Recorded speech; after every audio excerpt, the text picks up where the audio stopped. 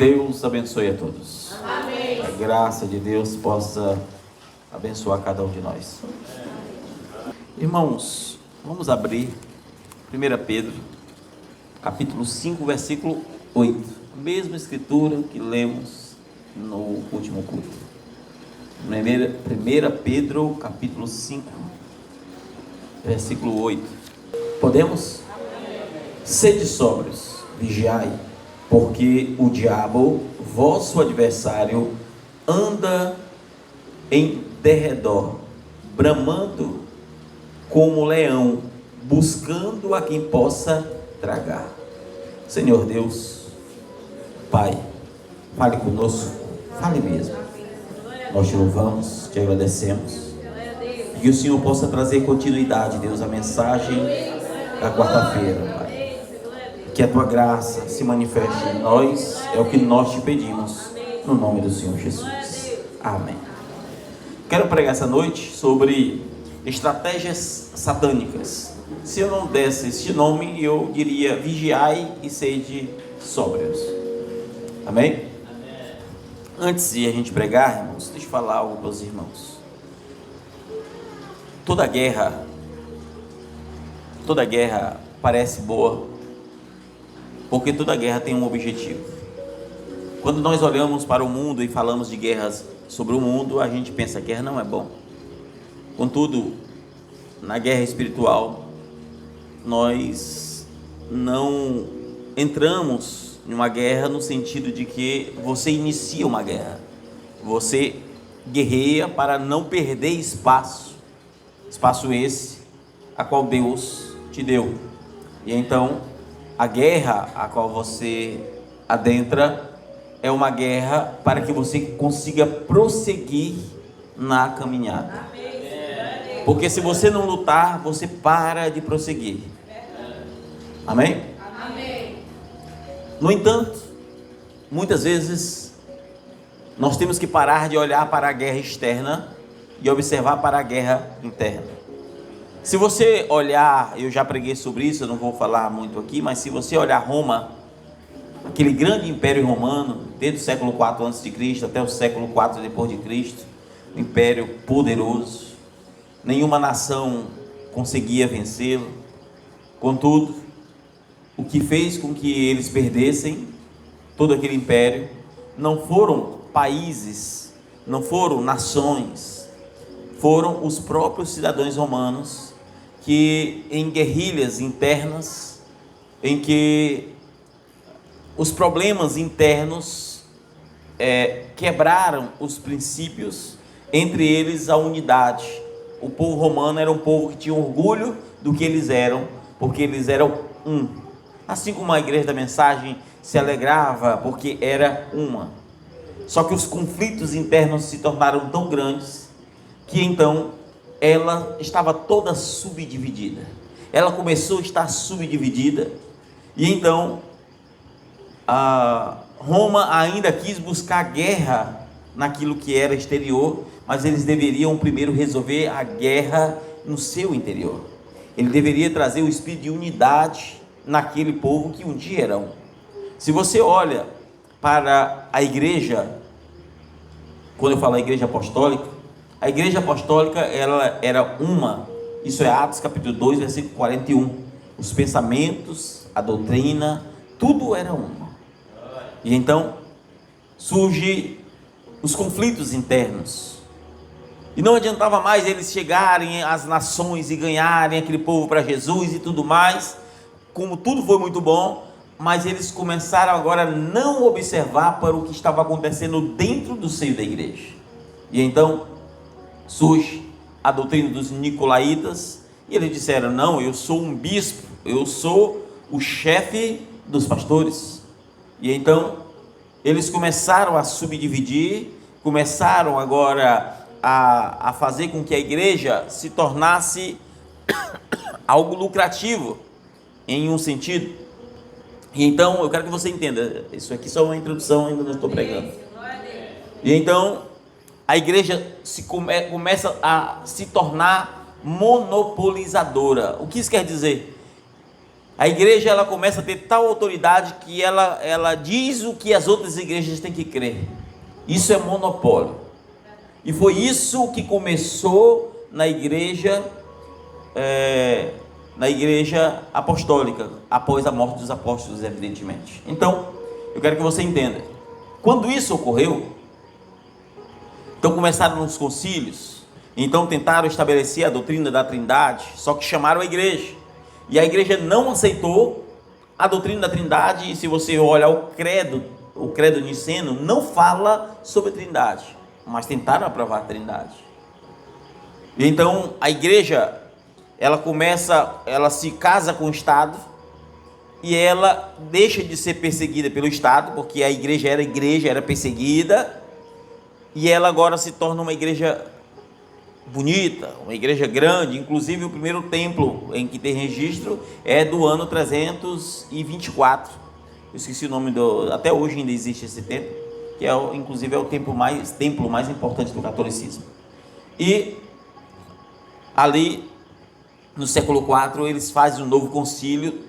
Haviam três padres chamados Padres da Capadócia, a qual eles desenvolveram a doutrina da Trindade e fizeram um novo concílio e tentaram aprovar, e eles aprovaram algumas coisas, mas a igreja não aceitou outras coisas. Só que aquele monopólio, ela começa a se tornar um monopólio religioso, político. E então, a igreja no século IV, ela começa a ter o império onde aqueles líderes que eram bispos, que se acharam superiores, estabelece papa e tudo mais. E então eles não chamam mais a igreja para fazer concílio. Eles escrevem uma carta.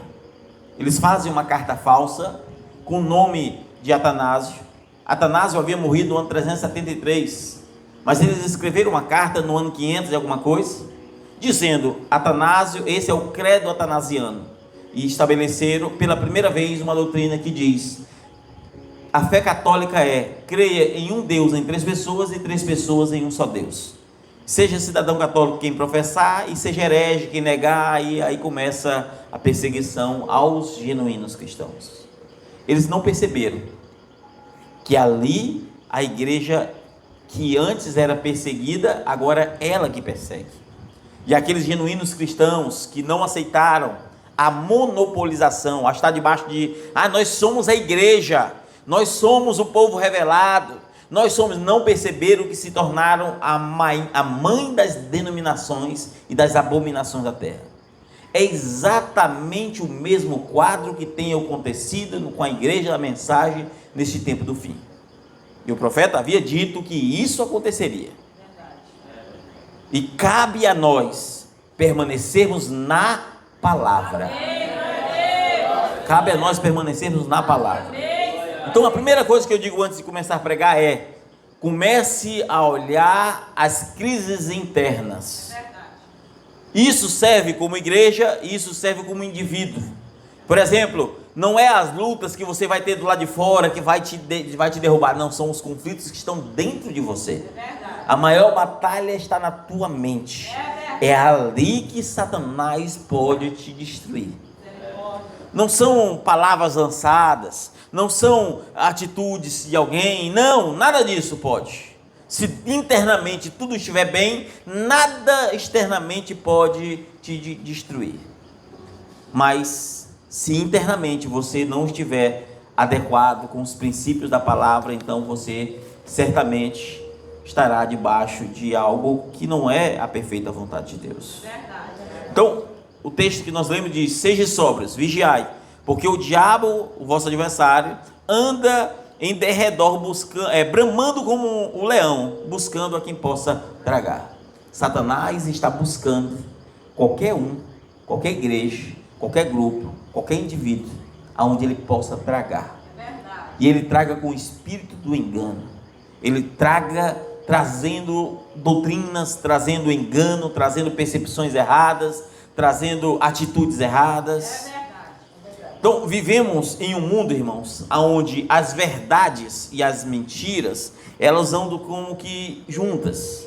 No mundo atual que estamos vivendo, verdade e mentira andam juntas. Vai numa denominação, denominações de porta larga, aberta, que aceitam tudo, eles vão abrir a palavra e vão ler a verdade, a palavra, mas vão pregar de maneira equivocada. Eles vão ensinar algo que não é verdade, porque a verdade e a mentira, hoje em dia, está acostumando a andar juntas.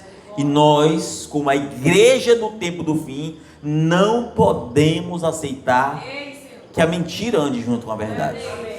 Amém? Não podemos aceitar que a mentira, porque a Bíblia diz que o pai da mentira é quem? João 8,44. O pai da mentira é Satanás. Então eu não posso e você não pode aceitar a mentira. Então não existe outra verdade absoluta que não seja por Cristo. Não existe. Se você pega o que Paulo ensinou, pega o que o próprio Paulo ensinou, Paulo disse: eu não recebi nem aprendi de homem algum. Foi o que? Revelação de quem? A verdade absoluta é por meio de Jesus. Se você quer ter confiança doutrinária, se você quer ter confiança para a tua salvação, creia na palavra. Creia na palavra. Então, eu quero deixar bem claro que o objetivo da mensagem esta noite é alertar os genuínos cristãos de Vargem Grande, Itapecuru, Chapadinha. Os irmãos sabem que a gente filma, se escuta. Eu não prego para ninguém para fora. Eu não prego para ninguém, por mais que as pessoas tenham liberdade para assistir se quiserem, mas eu só prego para essas 3 cidades. Amém? Eu não pego notícia de lugar nenhum para ficar falando, não, eu só prego para as 3 cidades. Amém? E nós precisamos ter um perfil de cristãos, de adoradores. Amém? Entendendo a soberania de Deus, entendendo que Deus ele age de maneira verdadeira, eficaz, transformadora. Amém? Então o objetivo dessa mensagem hoje é alertar a nós vivemos na soberania da palavra. Amém? E cremos que a palavra de Deus é a verdade. Se nós não tivermos fé que a palavra de Deus é a verdade, nós estamos tendo uma fé errada. Amém? Nós estamos tendo uma fé errada. Louvado seja Deus. Então Satanás, irmãos, ele vai semear dúvidas. Será que a Bíblia é verdade? Será que esse texto é verdade? Será que isso aqui? E ele vai começar a gerar dúvidas. E ele vai gerar dúvida no teu coração. Foi assim que ele fez com Eva. Começou gerando dúvidas, pegou a palavra de Deus e disse: não, mas não é bem isso que Deus quis dizer. Satanás começa gerando dúvidas, é no teu interior. Satanás não te explode, assim como Roma, assim como a igreja, quando se tornou a religião mãe, ela foi implodida ao erro. Assim somos nós, muitas vezes somos colocados à prova e nós precisamos ter fé em toda a palavra. Amém? Então, como eu disse, Satanás, ele vai fazer com que gere dúvidas sobre a palavra de Deus, sobre dúvidas sobre o que está escrito, dúvidas sobre a soberania realmente da palavra. Será aquela fé, Deus é soberano, a igreja é soberana? Será que muita gente não tem aquela mesma fé? Porque a igreja, eu vou dizer assim, o mundo religioso e a mensagem está tão fragmentada, tão dividida, que você não consegue mais ver aquilo que um dia via. Um povo zeloso, um povo separado, porque é erro em cima de erro, é doutrina para um lado, outra doutrina diferente, outro crê de outro jeito, e na mensagem está igualzinho. Por que está assim? Porque deixaram o filtro da palavra. Está assim porque a palavra já não é mais o filtro. Já não é mais o filtro.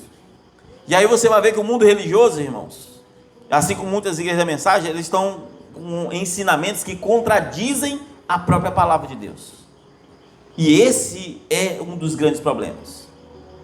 Ensinam-se trindade, ensinam-se doutrina comum da salvação, chamada arminianismo. Dentro da mensagem ensina-se semente da serpente biológica, doutrina da nuvem, Apocalipse 10:7 e muitas outras coisas, e outras doutrinas que nem sequer tem base bíblica, ela só tem base na própria literatura. Outros creem que, sabe, cada um vai crendo de uma coisa, e as pessoas estão saindo fora do padrão da palavra. Irmãos, escute o que eu vou dizer, se você crê e busca a salvação, eu vou dizer uma coisa para você, no fim das contas, toda doutrina intelectual, Deus quer que você saiba, porque é o dever da igreja. Sim, você tem que saber, você tem que conhecer. Mas eu vou dizer para você, no fim das contas, sabe o que vai servir?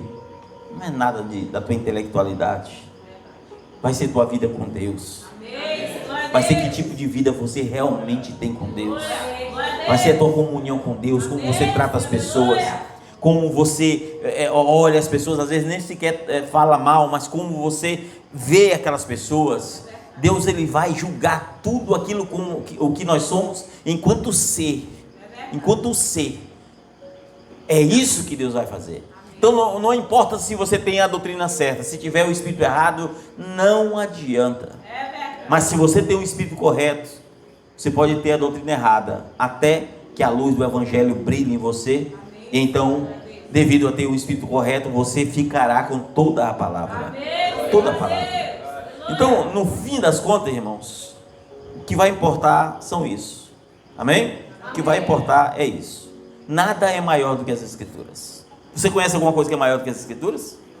Não existe nada que é maior do que as Escrituras. 2 Timóteo 3,16, 17 diz assim: toda Escritura é divinamente inspirada e proveitosa para ensinar, para redarguir, para corrigir, para instruir em justiça, para que o homem de Deus seja perfeito e perfeitamente instruído para toda boa obra. Aqui, a Bíblia não está trazendo a transformação em nenhum outro ponto que não seja na palavra. Toda a Escritura é divinamente inspirada e proveitosa. Para quê? Para ensinar, para redarguir, para corrigir e para instruir, amém? Em justiça, para que o homem de Deus seja perfeito e perfeitamente instruído em toda boa obra. Se você quer fazer toda boa obra, você precisa ser perfeitamente instruído, porque você pode fazer a obra, mas não a boa obra. A boa obra está debaixo da submissão da palavra, debaixo da submissão da palavra. E Satanás vai buscar dividir a igreja através de conflitos, fofocas, orgulhos, disputas. É isso que Satanás faz: destruir a igreja, buscar destruir, trazer dissensões. No meio das igrejas da mensagem, os deuses da mensagem estão aí um briga para um lado, outro para o outro, então ali, eles estão ali, irmãos, com seus egos inflamados, e não observam que Satanás está dividindo, está quebrando. Por quê? Porque é um espírito de revanchismo, é um espírito ali que está lutando ali no sentido de militância mesmo, na própria mensagem. Não é para levar o evangelho, não é uma militância dizendo eu fico com o evangelho, não é. É qual é o grupo que é mais revelado do que o outro. E Deus está fora de tudo, irmãos, Deus está fora de tudo isso. Satanás é que busca dividir a igreja, conflitos externos. E estes conflitos externos, às vezes a igreja está dentro, está cheia de conflito interno. O pastor tinha que se preocupar com os irmãos, com a igreja, se preocupar, os próprios irmãos se preocupar consigo mesmo, com a vida que estão vivendo, se estão vivendo uma vida exemplar, em vez de brigas externas. Eu não estou dizendo aqui com isso, irmãos, eu estou pregando, não estou dizendo aqui com isso que os irmãos aqui estão debaixo de conflitos, fofocas, porque a igreja aqui é ensinada, a igreja aqui é madura, a gente não tem esse tipo de problema. Contudo, eu tenho que pregar, porque é um alerta. A mensagem de hoje é um alerta, não é uma mensagem que eu estou corrigindo aquilo que está errado. Muito embora Deus, conhecendo o segredo do coração das pessoas, se há alguém errado, a palavra vai corrigir. Amém? A palavra vai corrigir. Então a igreja, irmãos, tanto de Vargem Grande, Itapecuru, ela é uma igreja ensinada. É uma igreja que crê na palavra. Você crê? Amém. Nós cremos em toda a palavra. Agora existem igrejas, irmão, que não têm a mesma solidez que nós temos. Isso não é um motivo de soberba em nós. Isso não é um motivo de grandeza para nós. Não. É o mínimo que nós temos que fazer. É crer em uma única maneira. É crer em toda a palavra. Amém? Mas existem muitas igrejas que Satanás, irmãos, entrou. E a coisa divide. Aí o pessoal fala mal do próprio pastor. Fala mal, os irmãos falam mal do próprio diácono. E aí a coisa começa a ficar desse jeito. E quantas igrejas não estão desse jeito? Pastores perdendo tempo com discussões externas, sendo que internamente está tudo caindo aos pedaços. Tudo caindo aos pedaços. Isso é terrível, irmãos. Então o nosso dever é nos manter como sempre estamos, focando em melhorar internamente, buscar ser cristãos melhores. Amém? Sempre buscando buscar ser melhor, porque aquilo que você começa a agir, irmãos, você começa a agir tortuoso, as coisas começam a andar fora do padrão da palavra, sempre vai andar. Efésios capítulo 4, versículo 3 diz assim: esforçando-vos diligentemente por preservar a unidade do Espírito no vínculo da paz. A unidade do Espírito só pode ser preservada através do vínculo da paz. Se alguém, por exemplo, alguém está brigando com você na sua casa, está discutindo, teu marido, tua mulher, o que seja, se você aceita aquilo, você quebrou a unidade do Espírito, porque não há mais o vínculo de paz. Mas se alguém falou alguma coisa, fique calado ou calada, e então você vai observar que Satanás não pode implodir. É a mesma coisa quando vê um pregador, um pastor, alguém que quer ser grande, maioral, e vai falar alguma coisa, não adianta disputar. Deixa, quem quer ser grande, quem seja grande. Simples.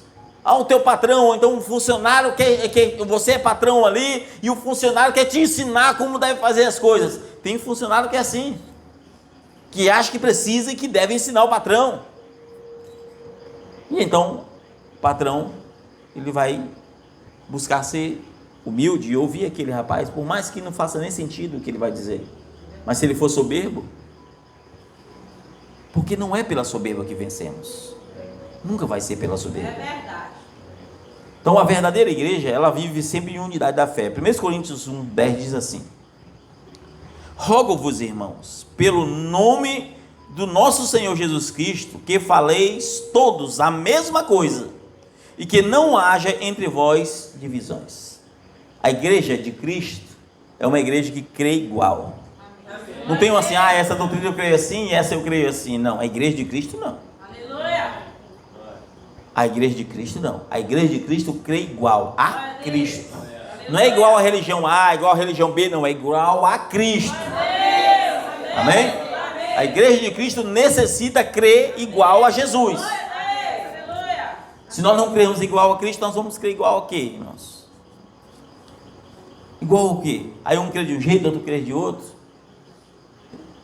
E esse é o problema, é quando a igreja ela começa a deteriorar por dentro.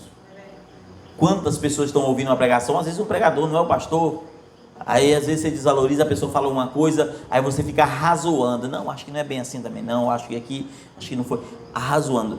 O cristão que está ouvindo a pregação, ele não deve dar lugar ao arrazoamento, ele tem que ficar quieto. Quando a pessoa tem uma mente acelerada, ela fica arrazoando, e isso desagrada a Deus.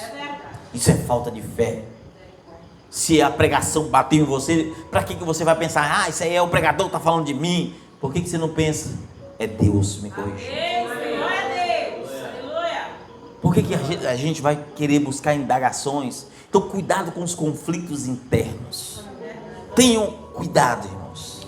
Porque Satanás, irmãos, ele busca derrubar através da soberba. E a gente não percebe, é a soberba entrando. É a soberba entrando.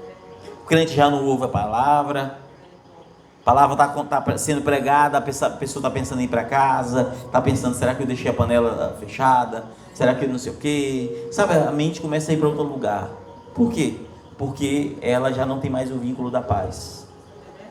Aí você vai observar que muitos crentes já não ouvem a pregação, fica razoando, ou seja, dá ouvido, não, ouve, mas não dá ouvido. Razoa, e não sei o que, acho que essa pregação não podia ser pesada desse jeito. E as pessoas começam agora a buscar o que elas mesmas querem. Isso é um grande erro. Começam a achar que certos pecados é normal. Então, é normal. Aí você continua fofocando, você continua mentindo, o que seja, com soberba. E essas coisas começam a se tornar comum. Então, irmãos, aí o crente vira materialista, vaidoso. Aí ele começa a buscar as riquezas dessa terra. Afinal, ele é materialista, vaidoso, se envaidece. E esse é um grande problema. 1 João 2,16 diz assim: porque tudo o que há no mundo, aí ele vai dizer o que é: a concupiscência da carne, a concupiscência dos olhos e a soberba da vida, não procedem do Pai, mas do mundo. A concupiscência da carne, o mal que está na tua carne, não foi Deus que botou. O mal, os pensamentos da tua carne, não foi Deus que colocou. A concupiscência dos olhos, aquilo que você vê e deseja.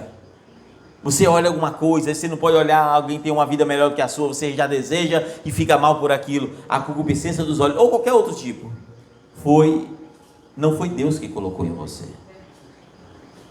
A soberba da vida é quando você já não ouve conselhos, quando você já não ouve mais a voz do Espírito, você se ensoberbece.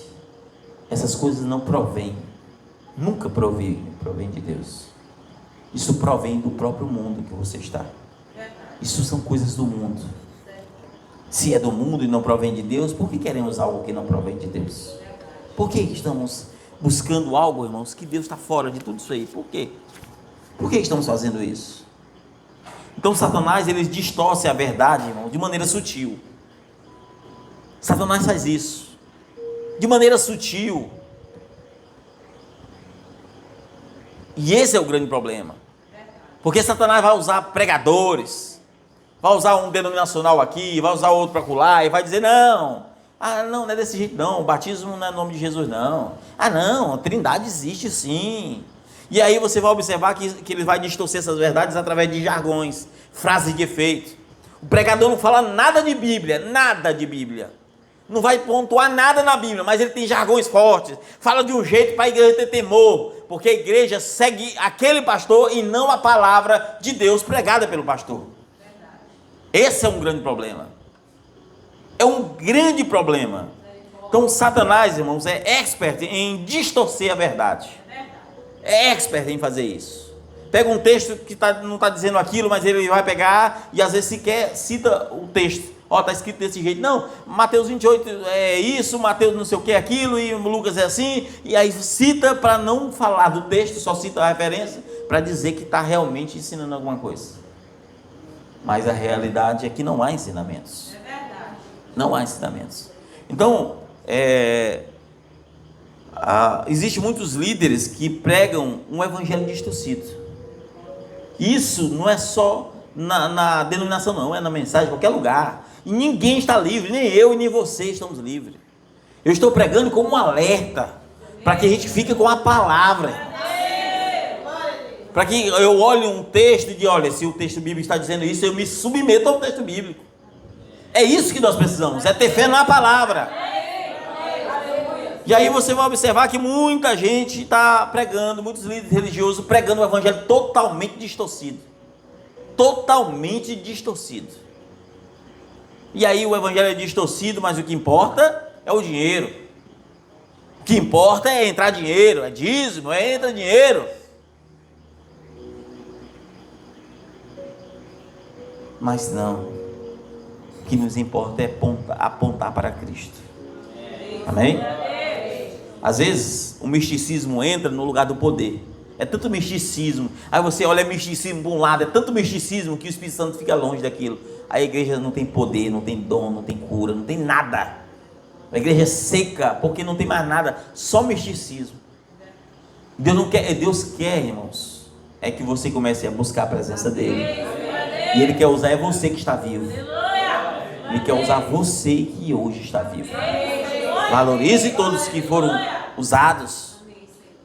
Não estou aqui falando que para você desvalorizar, por exemplo, o profeta. Estou falando que nós precisamos entender o quadro dos nossos dias. Nós temos um padrão. Gálatas 1:8. Mas ainda que nós mesmos, o anjo do céu, vos anuncie vos pregue um outro evangelho, além do que já pregamos, seja anátema.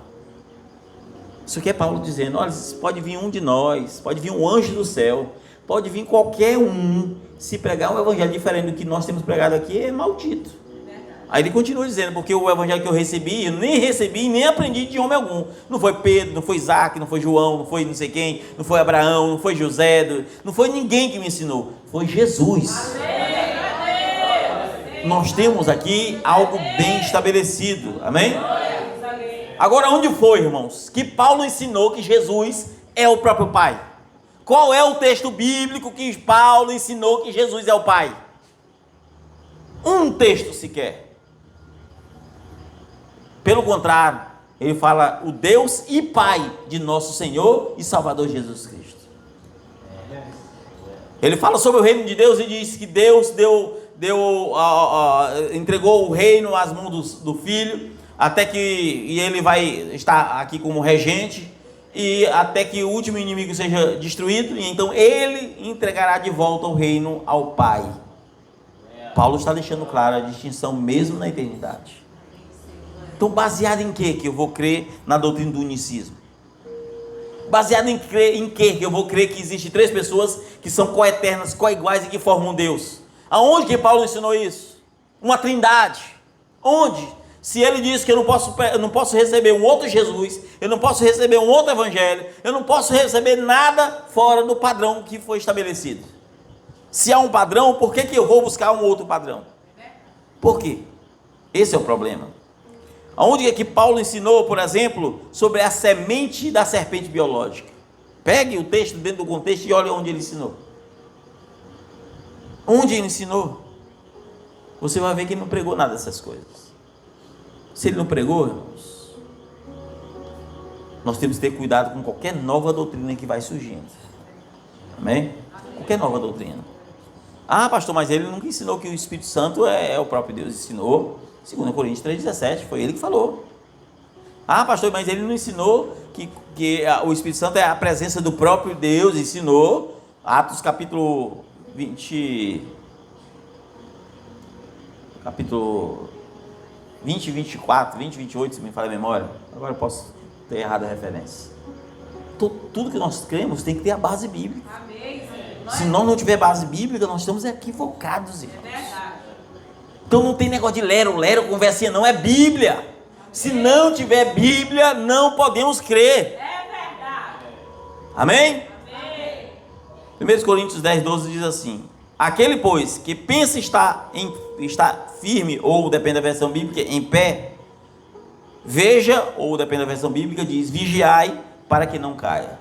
Se você está em pé, um crente da palavra, crê na soberania de Deus, crê que a palavra de Deus é soberana, se você está em pé nisso, vigie para não cair. Fique na palavra. Não dê lugar para outra coisa. Fique na palavra. Ah, pastor, mas o que o senhor está falando de maneira universal como igreja. Sim, verdade, como igreja. Estou falando como instituição, como um povo, como igreja. Como igreja, nós temos que nos preocupar com o coletivo, mas não buscar guerra com os outros. O que nós temos que fazer é começar a olhar as decadências no nosso interior, aonde precisa ser melhorado, para que a igreja não cresça em número, mas esteja toda fragmentada por dentro. Porque não adianta, irmãos, ter 1.000, 2.000, 3.000 membros, se a igreja, e pior é para mim, se a igreja tivesse um monte de membro e tivesse andando cada um do seu jeito, e eu não tivesse autoridade para que pudesse pregar então a palavra de Deus, e então aquelas pessoas creem de fato na verdadeira palavra.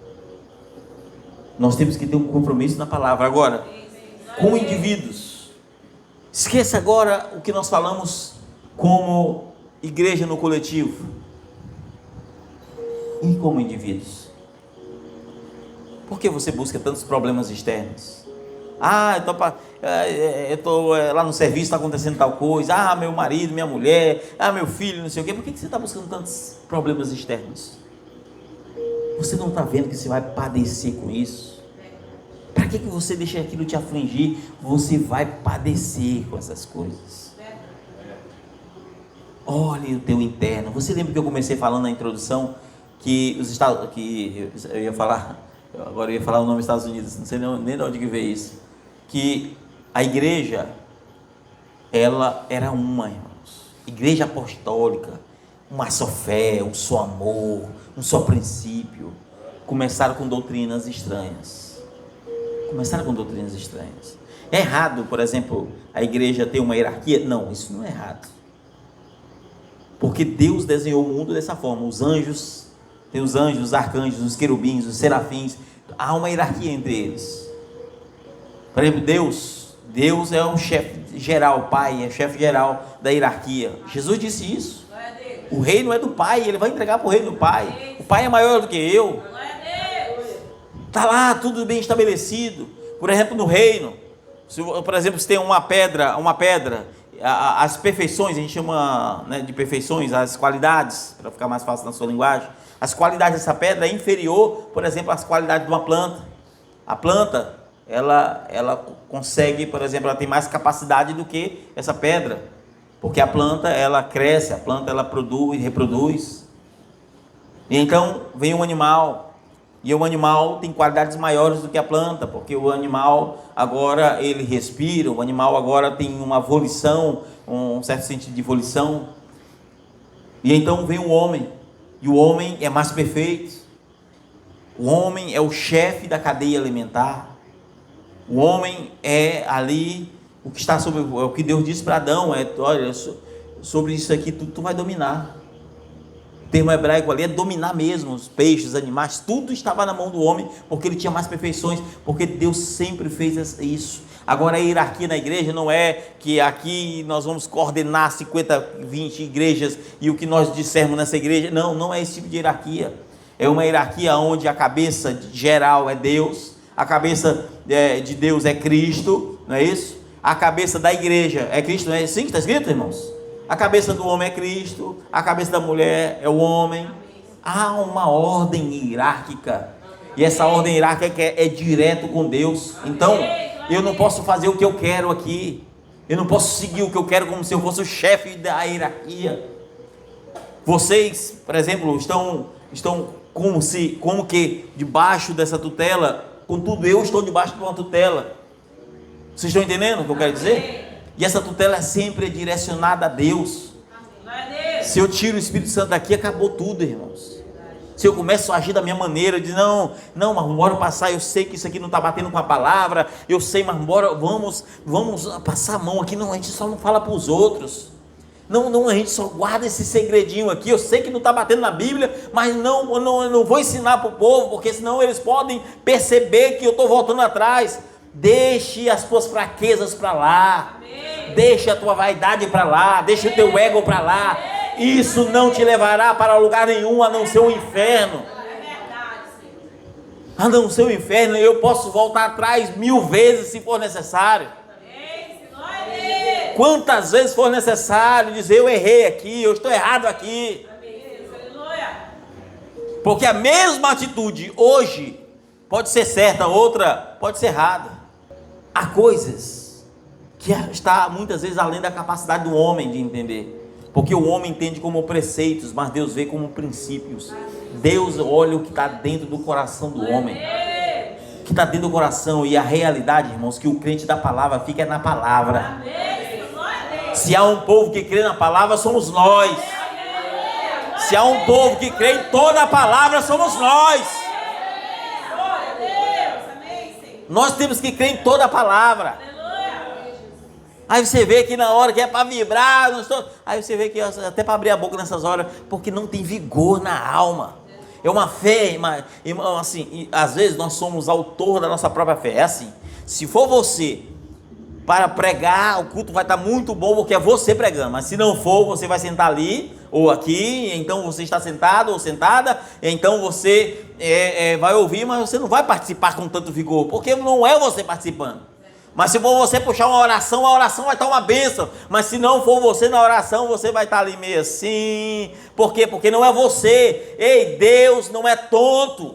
Deus sabe o nosso coração, e sabe a soberba, sabe a vaidade, sabe tudo que está dentro da gente, que muitas vezes nós agimos dessa forma sem perceber que é a vaidade. Em vez de estarmos glorificando, somos crentes da palavra. Aí muita gente, sabe, porque falta o senso de unidade, Unidade é participação, unidade é amor, unidade é princípio. É o que falta em muitos. É este senso. Eu vou já encerrar. Quero só que você entenda. Roma era grande, uma nação poderosa. Nações externas não conseguiram vencê-la. A mensagem bate na denominação aí, nunca foi vencida. Ela vai com tudo, mas ela está se dividindo, se fragmentando, e não observa que é igualzinho aconteceu com o Império Romano. A igreja, que era uma, Atos 2:41, eram unânimes na doutrina dos apóstolos, deixaram a doutrina dos apóstolos. É a doutrina da nuvem, sei quem vai ressuscitar primeiro, tanta coisa, tanta doutrina, tanta coisa, que deixaram. E se resta uma coisa para nós, nessa era final, nessa era de Laodiceia, é ficar com toda a palavra. É ficar com toda a palavra. É verdade, glória a Deus. Quando andamos em toda a palavra, não andamos para trás, estamos andando para frente. Vamos levantar, vamos orar.